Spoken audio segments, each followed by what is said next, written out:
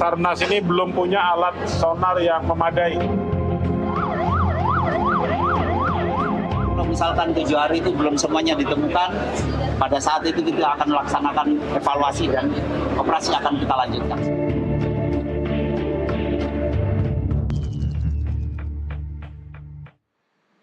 Pemirsa, operasi gabungan pencarian korban kapal tenggelam KMP Tunu Pratama Jaya di Selat Bali hari ini telah memasuki hari ke-6. Tim SAR gabungan telah mendeteksi objek yang diduga kuat merupakan bangkai KMP Tunu Pratama Jaya dan diperkirakan berada pada kedalaman sekitar 40 hingga 60 meter di bawah laut, bergeser sekitar 1 sampai 2 mil laut atau sekitar 800 meter dari lokasi awal kecelakaan kapal.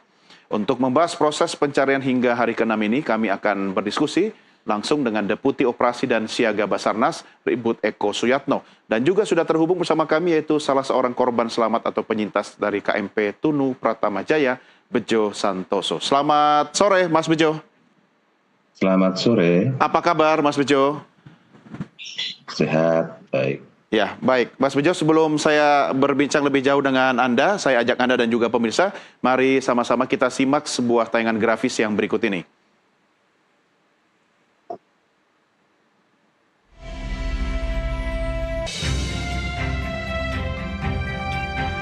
Ya, pemirsa, menurut data yang kami terima dari Basarnas per tanggal 7 Juli 2025 atau tepatnya hari ini, jumlah korban total yaitu 65 orang dengan penumpang selamat yaitu 30 orang.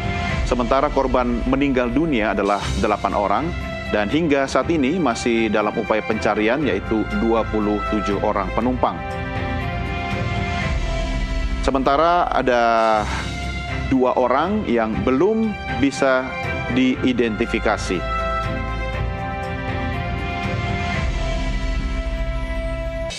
Menurut data dari manifest KMP Tunu Pratama Jaya, penumpang yang tercatat adalah 53 orang. Namun seperti Anda tahu bahwa data yang ada di manifest tidak sesuai dengan fakta di lapangan. Jumlah kru kapal adalah 12 orang dan mengangkut kendaraan sebanyak 22 unit. Lalu dalam upaya pencarian dan pertolongan yang diterjunkan oleh Basarnas, ada sebanyak 1.022 orang yang terlibat dari berbagai pemangku kepentingan. Ya, baik. Pemirsa, saya ajak Anda untuk berbincang dengan Mas Bejo Santoso, seorang penyintas dari KMP Tunu Pratama Jaya. Mas Bejo, sesuai nama Anda, Bejo, Anda orang yang beruntung dan kita bersyukur Anda bisa berkumpul kembali bersama keluarga. Mungkin pertanyaan klise yang sering ditanyakan oleh awak media, bagaimana ceritanya sampai Anda kemudian selamat? Boleh dibagi kembali, Mas Bejo? Di detik-detik akhir aja menjelang kejadian, peristiwa itu hanya berkisaran 3 menit saja. Kapal memang oleng, ombak deras. Terus akhirnya dalam waktu 3 menit itu kapal akhirnya berdiri miring, Mas. Posisi dari kapal yang tadinya begini jalannya, akhirnya begini berdiri.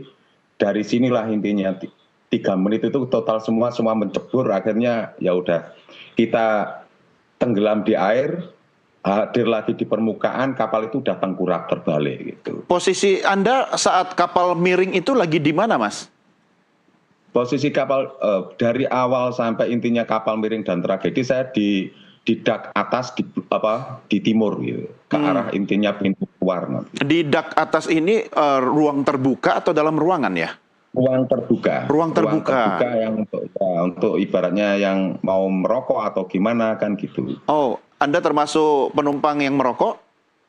Iya. Berarti Anda diselamatkan oleh rokok ya, Mas Bejo ya? Dan kopi. Dan kopi, memang temannya rokok kopi. Saya bisa membayangkan suasana yang terjadi saat kapal mulai miring, kemudian Anda, karena beruntung Anda berada di dak terbuka, jadi bisa melihat suasana di sekitar. Bagaimana suasana penumpang lain yang bisa Anda ceritakan saat kapal mulai miring itu, Mas Bejo? Posisi tadinya anggap aja itu memang besar, Mas. Tadinya kan masih bisa oleng.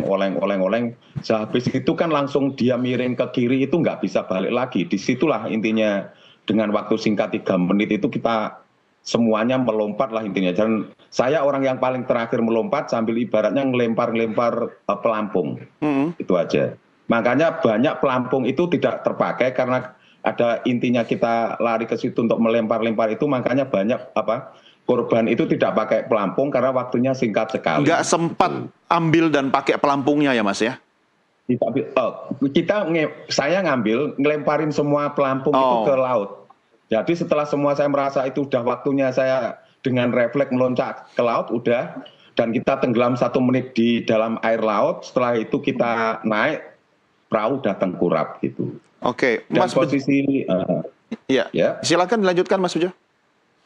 Dan akhirnya kita kan semua tenggelam itu terus terbawa arus mencar sendiri-sendiri. Memang saya ketika naik di atas permukaan air laut itu udah nampak 2 perahu karet, dua unit perahu karet yang ada, dan pelampung itu memang banyak Mas sebenarnya. Cuman kan intinya karena dilempar-lempar itu tanpa sengaja, akhirnya ada ibaratnya korban yang tenggelam itu ada yang dapat, ada yang tidak, karena dia tidak bisa menggapai atau meraih intinya pelampung yang ada di permukaan air gitu. Iya. Jadi semuanya, tapi sebenarnya pelampung itu banyak sekali yang berceceran di laut karena udah dilempar-lempar itu dengan waktu yang tidak bisa untuk memakai gitu. Iya, sayangnya penumpang tidak semua yang mampu meraih pelampung itu ya Mas Bejo ya. Iya. Ya. Dan ada pun yang sempat megang itu tidak bisa memakainya kan gitu. Oke. Terus akhirnya karena mereka ada perahu karet sebagian, makanya mereka ada yang diarahkan untuk ke perahu karet. Intinya kalau ada waktu itu kan para wanita atau orang-orang yang kondisi manula, bapak-bapak yang fisiknya lemah gitu. Iya. Dan posisi itu yang laki-laki intinya yang pakai pelampung itu kan nggak dipakai semua Mas, ada yang pakai ada yang nggak. Kita soalnya langsung terbawa arus itu langsung cepat kejadiannya. Iya, iya. 2 kapal atau perahu karet yang Anda saksikan itu perahu dari mana? Itu perahu dari kapal ini memang mungkin ada ABK. Waktu itu 3 menit sebelum menjelang itu ABK memang ada yang di atas, di depan saya, posisi di atas, dia nengok langsung kejadian itu langsung lepas. Mungkin udah dipersiapkan waktu dari perjalanan mendadak darurat mulai mau miring itu yang nggak mau balik, bisa lah waktu itu. Ketika memang parah, nggak bisa balik, itu mungkin seperti itu. Karena memang deburan ombak itu keras banget Mas. Iya, iya. Saya tidak ingin memaksa Mas Bejo untuk membuka kembali pengalaman yang pahit ini, tetapi tentu saya juga ingin tahu, jadi pelajaran bagi penonton dan masyarakat lain, apa yang Anda pikirkan saat sudah mulai berada di tengah lautan dan terombang-ambing, kemudian fokusnya ngapain itu Mas? Kita intinya penyelamatan diri, ya. Menyelamatkan diri lah intinya, walaupun intinya kan menunggu. Karena apa? Semua setelah salah satu itu ada yang megang pelampung, dia nggak tenggelam. Fokusnya mereka memegangi pelampung, entah itu pakai atau tidak dipakai. Karena saya orang Pat, ada bapak tua yang sering saya sampaikan, saya pertama bapak-bapak yang menyandang penyakit paru-paru, dia pun bercerita kepada saya, Mas, kalau nanti saya terlalu lama, saya kemungkinan nggak akan mampu, kan gitu. Dan intinya dia minta tolong, Mas, adapun gimana nanti saya minta tolong jangan ditinggalin, kan gitu. Beliau selamatkah Mas Bejo? Bapak yang punya paru-paru jam 3 Mas meninggal. Jam 3. Dia sebentar bicara, minta tolong, Mas, perut saya kram. Gini, saya di 1 jam itu tiba-tiba mendapatkan sebuah tali yang biasanya ada bannya untuk ban dari kapal karet itulah, yakin ya, ban pelampung juga. Dan di situ kan ada tali panjang. Jadi karena saya janji kepada bapak-bapak ini untuk tetap bersama, saya ikat. Saya kan profesi saya sebagai tukang konstruksi baja berat, Mas. Permainan saya untuk tampar-tampar itu tahu mengikat gimana, sedikit tidaknya saya punya ilmu untuk itulah kan. Makanya biar nggak terpisah, saya ikat semuanya sampai jam 3 istilahnya kedinginan karena bapak ini memang udah kondisi fisik yang seperti itu, latar belakangnya punya penyakit paru-paru. Di jam 3 itu dia paribasa intinya dia panik juga, dia minta tolong dengan, Mas, perut saya kram, tolong.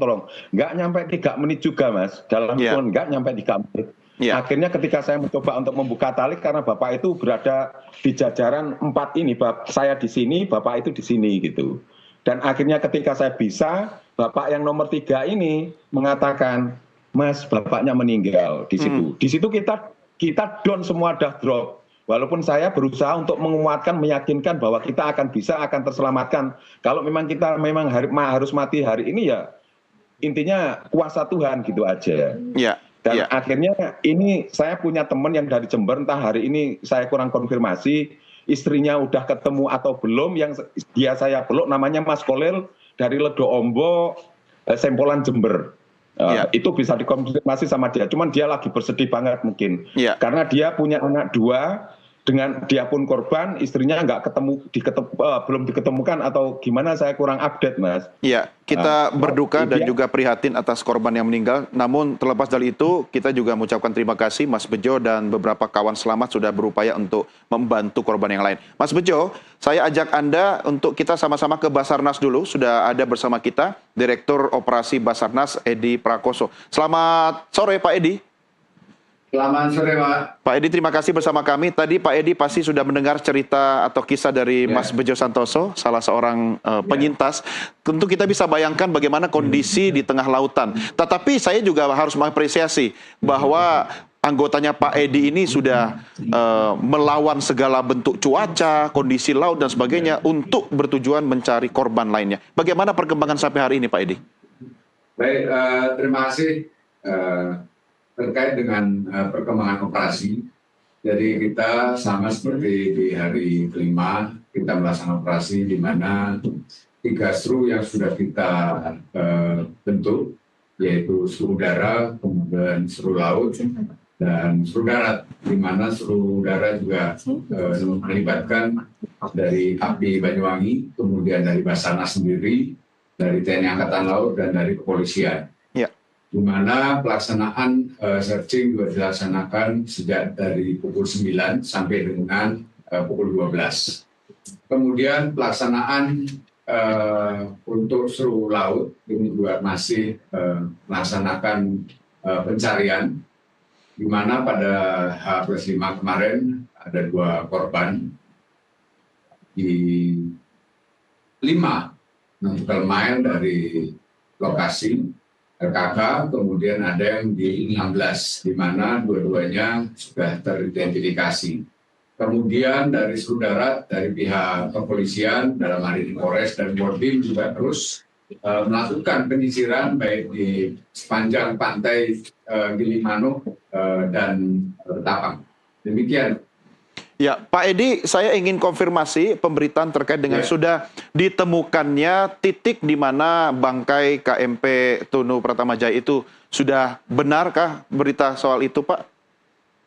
Baik, terima kasih. Jadi kemarin data yang sudah disampaikan oleh Dinas Navigasi, ini juga diperkuat dari tim TNI Angkatan Laut, kemudian dari Pusidro juga mendukung, tapi ini masih kita meyakinkan lagi terkait dengan posisi apa yang sudah diinfokan awal dari navigasi, sehingga sampai dengan hari ini pun dari TNI Angkatan Laut ini terus berupaya untuk di bawah pimpinan Panglima Kormada RI, Armada 2, terus melakukan upaya untuk meyakinkan terkait dengan posisi di mana kapal Tunu ini diperkirakan tenggelam. Ya, apakah pemerintah dalam hal ini Basarnas akan memperluas area pencarian dan pertolongan atau tetap pada titik-titik yang sesuai dengan informasi ditemukannya lokasi bangkai kapal, Jenderal? Baik, jadi dalam pelaksanaan operasi kemarin kita sudah melaksanakan sejak di area 15 nautical mile, kemudian ini akan melebar sekarang menjadi ke 25 nautical mile. Termasuk juga berdasarkan laporan yang kemarin ditemukan korban di 16 nautical mile dari titik lokasi yang diduga kapal tersebut tenggelam. Sehingga operasi perluasan dari operasi ini juga kita perluas karena sudah sekian hari. Dan ini dibantu oleh dari pihak seru udara untuk memperluas area pencarian. Demikian. Ya, Pak Edi, dengan tidak bermaksud menghilangkan harapan dari keluarga penumpang lain yang belum ditemukan, apa yang bisa Anda sampaikan pada sampai hari ke-6 ini, apakah masih bisa ada kemungkinan ditemukannya penumpang yang selamat, Jenderal? Baik, apabila kita melihat golden time ini 3 hari, dengan waktu yang sudah ke hari ke-6, tentunya kita tetap berupaya di mana dengan masyarakat apabila menemukan korban untuk segera melaporkan ke Posar Gabungan.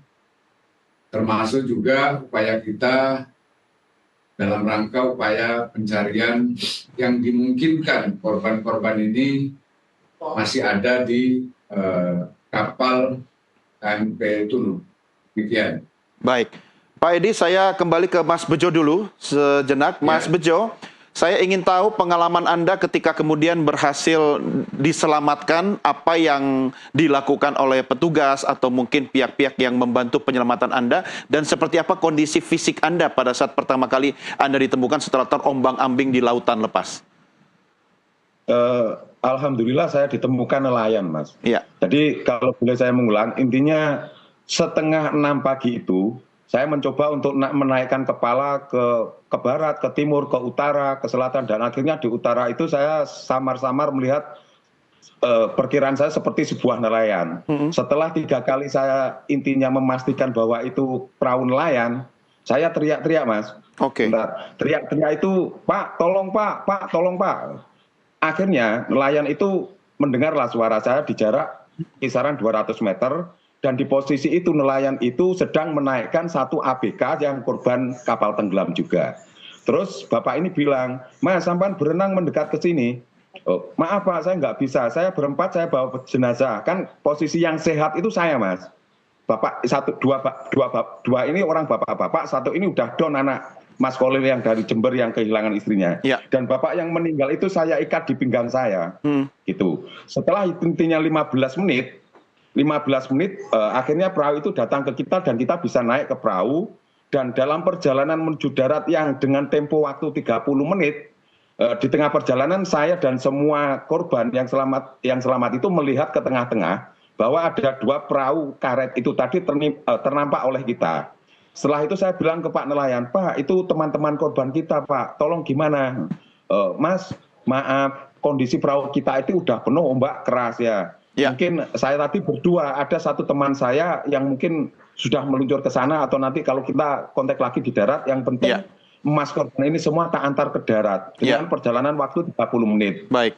Ya, setelah itu, sesampai kita di darat, Bapak ini sebenarnya mau putar balik setelah kita dievakuasi warga, dan satu mayat itu ditempatkan khusus di area perkampungan perikanan itu, kalau saya ditampung di perumahan warga. Bapak ini mau berangkat lagi untuk hidupin mesinnya, ternyata mesinnya kehabisan solar, jadi mungkin dia mengisi solar lagi atau gimana, tapi temennya setelah itu Bapak ini ke nelayan mengarahkan bahwa titik korban-korban itu dia kan udah tahu, dia mengarahkan ke sana. Setelah itu kan saya yang pertama dievakuasi oleh nelayan. Memang hanya 2 nelayan, Mas. Untuk tim apa itu saya nggak kelihatan, memang nggak ada. Mas Bejo, saya harus potong dulu ceritanya Mas Bejo. Nanti akan disambung lagi karena sekarang sudah masuk waktu maghrib ya. Mas Bejo dan Jenderal Edi, kita rehat sejenak. Nanti setelah kumandang azan maghrib, kita akan lanjutkan kembali diskusi kita. Baik pemirsa, kami segera kembali setelah kumandang azan maghrib untuk wilayah Jakarta dan sekitarnya berikut ini.